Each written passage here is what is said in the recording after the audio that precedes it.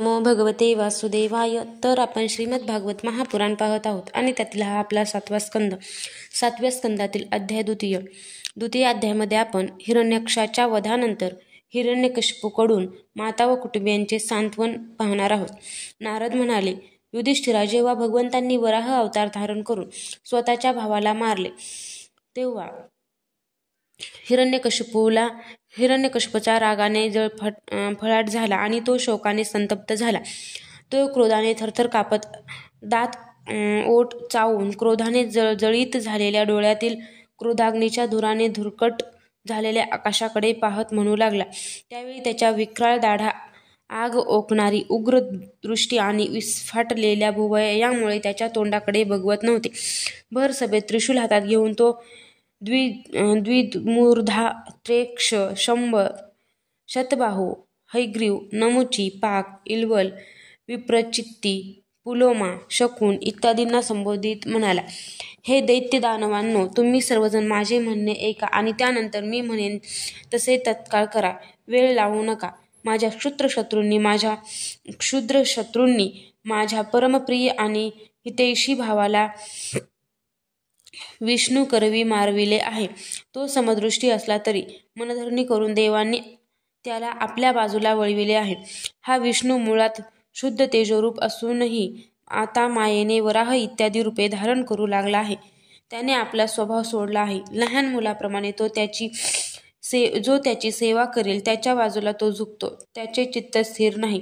आता मी माझ्या या त्रिशूलाने त्याचा गळा छाटून त्याच्या रक्ताच्या धारेने रक्तप्रिय असलेल्या माझ्या भावाचे तर्पण करीन, तेव्हाच माझ्या हृदयातील क्रोध शांत होईल. झाडाची मूळ तोडल्यानंतर फांद्या आपोआप सुकतात, तसे तो मायावी शत्रू नष्ट झाल्यानंतर सर्व देव आपोआप निष्प्रभ होतील, कारण त्यांचे जीवन विष्णू हेच आहे. म्हणून तुम्ही आता पृथ्वीवर जा. तेथे ब्राह्मण आणि क्षत्रियांचे वर्चस्व आहे. तेथे जे लोक तपश्चर्या, यज्ञ, स्वाध्याय, व्रत आणि दानादी शुभ कर्मे करतील त्या सर्वांना मारून टाका. द्विजांची धर्म कर्मे हाच विष्णूंचा आधार आहे, कारण यज्ञ आणि धर्मच त्यांचे स्वरूप आहेत. देव, ऋषी, पितर, सर्व प्राणी आणि धर्म यांचा तोच खरा आश्रय आहे. म्हणून जेथे जेथे ब्राह्मण, गायी, वेद आणि वर्णाश्रमांची धर्मकर्मे असतील त्या ठिकाणी तुम्ही जाऊन त्यांना जाळून टाका, उजाड करून टाका. तेव्हा दैत्यराज हिरण्यकशिपूची आज्ञा शिरसावंद्य मानून ते युद्धप्रिय दैत्य जनतेचा नाश करू लागले.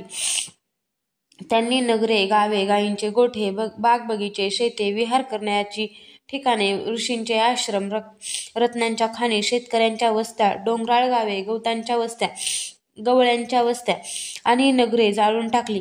काहींनी खोदण्याच्या साहित्याने मोठमोठे पूल, किल्ले आणि नगरांचे दरवाजे तोडून फोडून टाकले, तर दुसऱ्यांनी कुऱ्हाडींनी फळे फुले आलेले वृक्ष तोडून टाकले. काही दैत्यांनी जळत्या खोलीतांनी लोकांची घरे जाळली.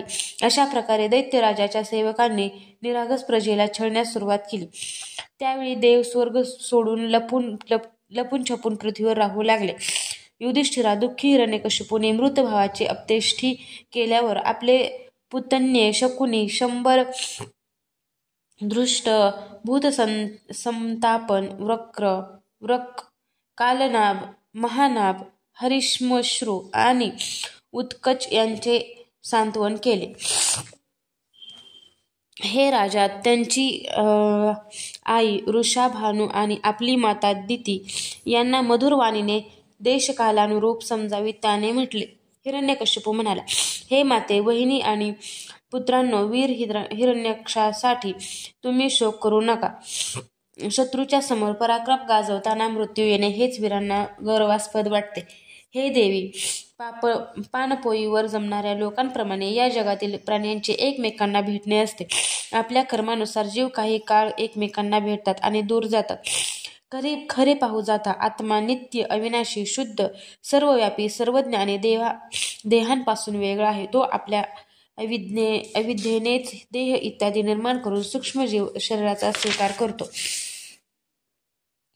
जसे हलणाऱ्या प्राण्यांबरोबर त्यात प्रतिबिंबित झालेली झाडे सुद्धा हलतात असे वाटते आणि डोळे फिरू डोळे फिरवू लागलो की सगळी पृथ्वी फिरत आहे असे वाटते. त्याचप्रमाणे हे कल्याणी विषयांमुळे मन भटकू लागले की निर्विकार आत्मा भटकतो असे वाटते. शरीराशी त्यांचा संबंध नसला तरी सुद्धा संबंध असल्यासारखे वाटते. सर्व प्रकारे शरीर विरहित असणाऱ्या आत्म्याला शरीर समजणे हेच ते अज्ञान होय.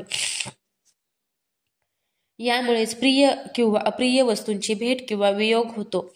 हे सारे कर्मांशी संबंध असल्यामुळे घडते. जन्म मृत्यू, अनेक प्रकारचे शोक, अविवेक, चिंता आणि विवेकाची विस्मृती होणे या सर्वांचे कारण अज्ञान हेच आहे. याविषयी एक प्राचीन इतिहास सांगतात. तो इतिहास म्हणजे मेलेल्या मनुष्याच्या संबंधितांशी यमराजाने केलेला संवाद होय. तुम्ही तो आता एकाग्र चित्ताने ऐका. उशिनर देशांमध्ये सुयज्ञ नावाचा एक प्रसिद्ध राजा होऊन गेला. लढाईत शत्रूंनी त्याला मारले. त्यावेळी त्याचे भाऊ बंद त्याच्या भोवताली बसले. त्याचे रत्नजडित कवच छिन्न विछिन्न झाले होते. अंगावरील अलंकार आणि माळ इस्तत विखुरल्या गेल्या होत्या. बाणांच्या मारांनी छाती फाटून गेली होती. तो मेला होता. त्याचे शरीर रक्ताने लडबडले होते. केस विस्कळीत झाले होते. डोळे बाहेर आले होते आणि क्रोधामुळे दातांनी ओठ दाबले गेले होते. कमळासारखे त्यांचे मुख धुळीने माखले होते. युद्धामध्ये त्यांचे शस्त्र आणि हात तुटले होते. आपले पती उशिनर नरेशांची देववशात झालेली ही दशा पाहून राण्यांना अतिशय दुःख झाले. हे नाथ, आमचा घात झाला असे म्हणत त्या जोरजोराने छाती पिटून घेत आपल्या स्वामींच्या चरणाजवळ पडल्या. त्या जोरजोराने इतक्या रडू लागल्या की डोळ्यातील अश्रू कुंकुममंडित सणावर पडून त्या लाल लाल रंगाच्या धारांनी त्यांच्या प्रियतमांचे पाय धुतले गेले. त्यांचे केस आणि अलंकार अस्ताव्यस्त विखुरले गेले. वरून स्वरात त्या विलास करीत होत्या आणि ते ऐकून पाहणाऱ्या माणसांच्या मनात कालवा कालव होत होती. हाय हाय, विधाता किती क्रूर आहे. स्वामी, त्यानेच आज आपल्याला आमच्या डोळ्याआड केले. यापूर्वी आपण उशिनर देशातील प्रजेचे अन्नदाते होता. त्याच आपल्याला आज त्याने प्रजेला शोक देणारे केले. अहो महाराज, आपण आमच्यावर अतिशय प्रेम करून आम्ही केलेल्या लहानशा सेवेचे उपकार मानत होता. अरे रे, आता आम्ही आपल्याशिवाय कशा राहू? आम्ही आपल्या चरणांच्या दासी आहोत. वीरवर, आपण जेथे चालला आहात तेथेच जाण्याची आम्हाला आज्ञा करा. आपल्या पतीच्या प्रेताला धरून त्या अशा प्रकारे विलाप करीत होत्या. ते प्रेत अग्निसंस्कारासाठी नेऊन देण्याची त्यांची इच्छा नव्हती. इतक्यात सूर्यास्त झाला. उशिनर राजाच्या सगळ्या सोयऱ्यांनी त्यावेळी जो विलाप केला तो ऐकून स्वतः यमराज तेथे बालकांच्या वेशात आले आणि त्यांना म्हणाले. यमराज म्हणाले, अहो, हे लोक माझ्यापेक्षा वडील असून आपल्या बरोबरीच्या लोकांचे मरण पाहतात, तरी सुद्धा हे असे मूर्ख कसे? अरे, हा मनुष्य जेथून आला तेथेच निघून गेला. या लोकांना ही एक दिवस तेथे जावायचे आहे. असे असता हे लोक विनाकारण इतका शोक का बरे करीत आहेत? आम्ही तर तुमच्यापेक्षा लाखपट चांगले, कारण आमचे आई वडील आम्हाला सोडून गेले. आमच्या शरीरात पुरेसे बळही नाही. लांडगे वगैरे हिंस्र पशु आम्हाला खातील याचीही आम्हाला काळजी वाटत नाही, कारण गर्भामध्ये ज्याने आमचे रक्षण केले तोच आमचे या जीवनात सुद्धा रक्षण करीत आहे. हे राण्यांनो, जो अविनाशी ईश्वर आपल्या लीलेने या जगाची उत्पत्ती, रक्षण आणि नाश करतो, त्या प्रभूचा हा केवळ एक खेळ आहे. या चराचर जगताला दंड किंवा बक्षीस देण्यास तो समर्थ आहे.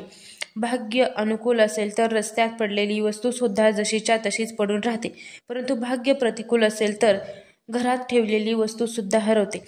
जीव कोणत्याही सहाऱ्याशिवाय देवाच्या दयादृष्टीने जंगलात सुद्धा पुष्कळ दिवस जिवंत राहतो, परंतु दैव विपरीत झाल्यावर घरात सुरक्षित असूनही तो मरतो. सर्व प्राण्यांचा मृत्यू पूर्वजन्मांतील कर्मानुसार त्या वेळीच होतो आणि जन्म सुद्धा तसाच होतो, परंतु आत्मा त्याच्या धर्मांना स्पर्श करीत नाही.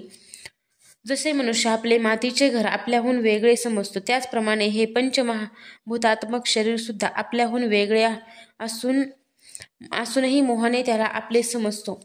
जसे बुडबुडे इत्यादी पाण्याचे विकार, घडा इत्यादी मातीचे विकार आणि अलंकार इत्यादी सोन्याचे विकार परमाणूंपासून तयार होतात, रूपांतरित होतात आणि नष्ट होऊन जातात. त्याचप्रमाणे या तिन्ही प्रकारच्या परमाणूंपासून बनलेले हे शरीर सुद्धा काळानुसार उत्पन्न होते, त्यात बदल होतो आणि ते नष्ट होते.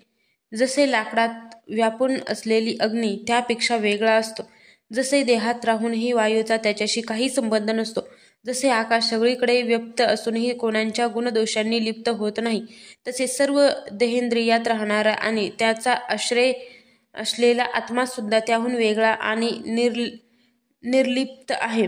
मूर्खांनो, ज्याच्यासाठी तुम्ही शोक करीत आहात तो हा सुयज्ञ तर तुमच्या समोर पडला आहे, पण यामध्ये जो ऐकणारा आणि बोलणारा होता तो मात्र कधी कोणाला दिसत नव्हता आणि आजही दिसत नाही. तर शोक कोणासाठी? जो मुख्य महाप्राण आहे तो सुद्धा बोलणारा किंवा ऐकणारा नाही. सर्व पदार्थांचा देह आणि इंद्रियांद्वारा पाहणारा तो आत्मा आहे. तो शरीर आणि प्राण या दोहोंपासून वेगळा आहे. व्यापक असा तो आत्मा पंचमहाभूते, इंद्रिय आणि मनाने युक्त अशी श्रेष्ठ कनिष्ठ शरीरे ग्रहण करतो आणि आपल्या विवेकांच्या सामर्थ्याने सोडून देतो. वास्तविक पाहता तो या सर्वांपासून वेगळा आहे. जोपर्यंत तो लिंग शरीराने युक्त असतो तोपर्यंत कर्मांनी बांधलेला असतो आणि या बंधनामुळेच मायेने होणारे मोह आणि क्लेश त्यांचा पिच्छा सोडित नाहीत. प्रकृतीचे गुण आणि त्यांच्यापासून बनलेल्या वस्तूंना खरे समजणे किंवा म्हणणे हा खोटाच दुराग्रह आहे. मनाने कल्पना केलेल्या किंवा स्वप्नात दिसणाऱ्या वस्तूंप्रमाणे इंद्रियांच्या द्वारे जे काही ग्रहण केले जाते ते सर्व खोटे आहे. म्हणून शरीर आणि आत्म्याचे तत्व जाणणारे पुरुष अनित्य शरीरासाठी शोक करीत नाहीत की नित्य आत्म्यासाठी, परंतु ज्ञान नसल्याकारणाने जे लोक शोक करतात त्यांचा स्वभाव बदलणे कठीण आहे. एका जंगलात एक पारधी राहत होता. तो पक्ष्यांचा काळ म्हणून जन्माला आला होता. तो ठिकठिकाणी जाळे लावून पक्ष्यांना पकडत असे. तेथे त्याने चिमण्यांचे एक जोडपे फिरताना पाहिले. त्या पारध्याने त्यांपैकी मादीला अचानक भुलविले. ती दैववशात त्या जाळ्यात अडकली. मादीची अवस्था पाहून नराला अत्यंत दुःख झाले. तो बिचारा तिला सोडवू शकत नव्हता. तरी पण प्रेमामुळे तो त्या बिचारीसाठी विलाप करू लागला. तो म्हणाला, खरे तर विधाता सर्व काही करू शकतो, परंतु तो अतिशय निर्दय आहे. ही अभागी अशा माझ्यासाठी शोक करीत दीन होऊन तडफडत आहे. हिला नेऊन तो काय करणार? देवाने मला खुशाल न्यावे. हिच्या खेरीस मी माझे अपूर्ण दीनवाणे आणि दुःखाने भरलेले विदुराचे जीवन घेऊन काय करू? माझ्या अभागी पिल्लांना अजून पंखही फुटलेले नाहीत. त्या मातृहीन पक्ष्यांचे पालन मी कसे करणार? अरे रे, घरट्यात ती आपल्या आईची वाट पाहत असतील. अशा तऱ्हेने तो पक्षी अत्यंत विलाप करू लागला. आपल्या सहचारिणीच्या वियोगाने तो अत्यंत व्याकुळ झाला होता. अश्रूमुळे त्याचा गळा दाटून आला. तेवढ्यात काळाच्या प्रेरणेने जवळच लपून बसलेल्या त्या पारध्याने त्या पक्षावर बाण सोडला आणि तोही मेला. मूर्ख राण्यांनो, तुम्हाला आपला मृत्यू दिसत नाही आणि याच्यासाठी मात्र रडता. 100 वर्ष जरी तुम्ही या प्रकारे शोकाने छाती बडवीत राहिलात तरी तुम्हाला तो पुन्हा मिळणार नाही. हिरण्यकशिपू म्हणाला. त्या मुलाचे हे बोलणे ऐकून सर्वच जण स्तंभित झाले. त्याचे नातलग समजून चुकले की सर्व काही अनित्य आणि खोटे आहे. हे उपाख्यान ऐकून यमराज तेथेच अंतर्धान पावले. नातलगांनी सुद्धा सुयज्ञाने अंत्यसंस्कार केले. म्हणून तुम्ही सुद्धा स्वतःसाठी किंवा दुसऱ्यांसाठी शोक करू नका. या संसारात कोण आपला आणि कोण आपल्यापासून वेगळा आहे. अज्ञानामुळेच प्राण्यांचा हा आपला परका असा दुराग्रह असतो. नारद म्हणाले. दितीने आपल्या सुनेसह हिरण्यकशिपूंचे हे म्हणणे ऐकून त्याच क्षणी पुत्रशोकाचा त्याग केला आणि परमात्म्यामध्ये आपले चित्त लावले. अध्याय 2 समाप्त.